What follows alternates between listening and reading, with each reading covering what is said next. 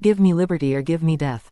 Patrick Henry, Richmond, Virginia, USA, the 23rd of March 1775. Fighting for independence for the state of Virginia, Henry addressed the people at the Virginia House of Burgesses. He espoused in his speech that Britain had been treating Virginians not as equals but as subordinates. It was time to fight to overthrow the British to gain their freedom, or die trying. No man thinks more highly than I do of the patriotism, as well as abilities, of the very worthy gentlemen who have just addressed the House. But different men often see the same subject in different lights, and, therefore, I hope that it will not be thought disrespectful to those gentlemen, if, entertaining as I do opinions of a character very opposite to theirs, I shall speak forth my sentiments freely and without reserve. This is no time for ceremony. The question before the House is one of awful moment to this country. For my own part, one consider it as nothing less than a question of freedom or slavery, and in proportion to the magnitude of the subject ought to be the freedom of the debate. It is only in this way that we can hope to arrive at truth, and fulfill the great responsibility which we hold to God and our country. Should I keep back my opinions at such a time, through fear of giving offense, I should consider myself as guilty of treason towards my country, and of an act of disloyalty towards the majesty of heaven, which I revere above all earthly kings. Mr. President, it is natural to man to indulge in the illusions of hope. We are apt to shut our eyes against a painful truth, and listen to the song of that siren, till she transforms us into beasts. Is this the part of wise men, engaged in a great and arduous struggle for liberty? Are we disposed to be of the number of those who, having eyes, see not, and having ears, hear not, the things which so nearly concern their temporal salvation? For my part, whatever anguish of spirit it may cost, I am willing to know the whole truth, to know the worst and to provide for it. I have but one lamp by which my feet are guided, and that is the lamp of experience. I know of no way of judging of the future but by the past.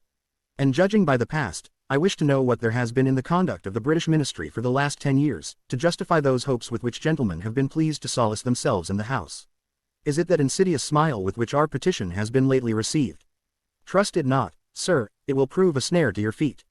Suffer not yourselves to be betrayed with a kiss. Ask yourselves how this gracious reception of our petition comports with these warlike preparations which cover our waters and darken our land. Are fleets and armies necessary to a work of love and reconciliation? Have we shown ourselves so unwilling to be reconciled that force must be called in to win back our love? Let us not deceive ourselves, sir. These are the implements of war and subjugation, the last arguments to which kings resort. I ask gentlemen, sit, what means this martial array, if its purpose be not to force us to submission? Can gentlemen assign any other possible motives for it? Has Great Britain any enemy, in this quarter of the world, to call for all this accumulation of navies and armies? No, sir, she has none. They are meant for us, they can be meant for no other. They are sent over to bind and rivet upon us those chains which the British ministry have been so long forging, and what have we to oppose to them? Shall we try argument? Sir, we have been trying that for the last 10 years.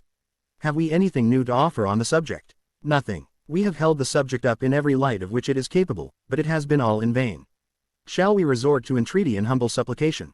What terms shall we find which have not been already exhausted? Let us not, I beseech you, sir, deceive ourselves longer. Sir, we have done everything that could be done to avert the storm which is now coming on. We have petitioned, we have remonstrated, we have supplicated, we have prostrated ourselves before the throne, and have implored its interposition to arrest the tyrannical hands of the ministry and parliament. Our petitions have been slighted, our remonstrances have produced additional violence and insult, our supplications have been disregarded, and we have been spurned, with contempt, from the foot of the throne. In vain, after these things, may we indulge the fond hope of peace and reconciliation.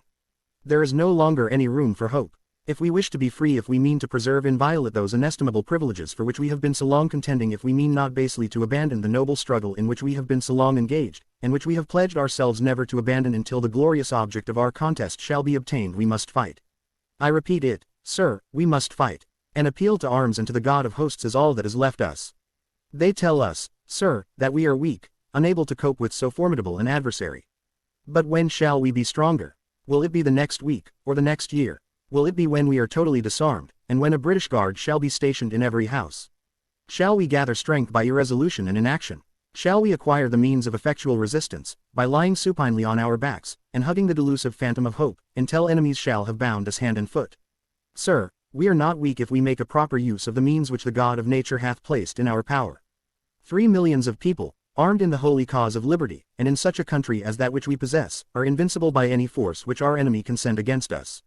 Besides, sir, we shall not fight our battles alone. There is a just God who presides over the destinies of nations, and who will raise up friends to fight our battles for us. The battle, sir, is not to the strong alone, it is to the vigilant, the active, the brave. Besides, sir, we have no election.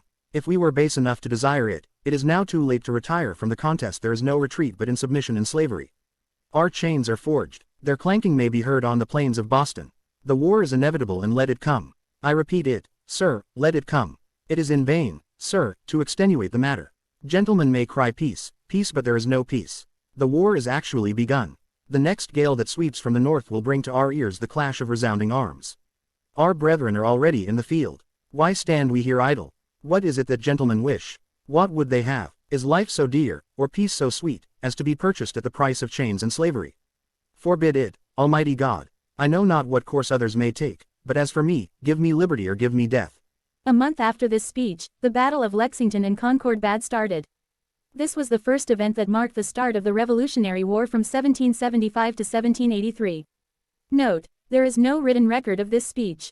Henry's biographer, William Wirt, reconstructed the speech many years later from reminiscences of men who were present when it was delivered.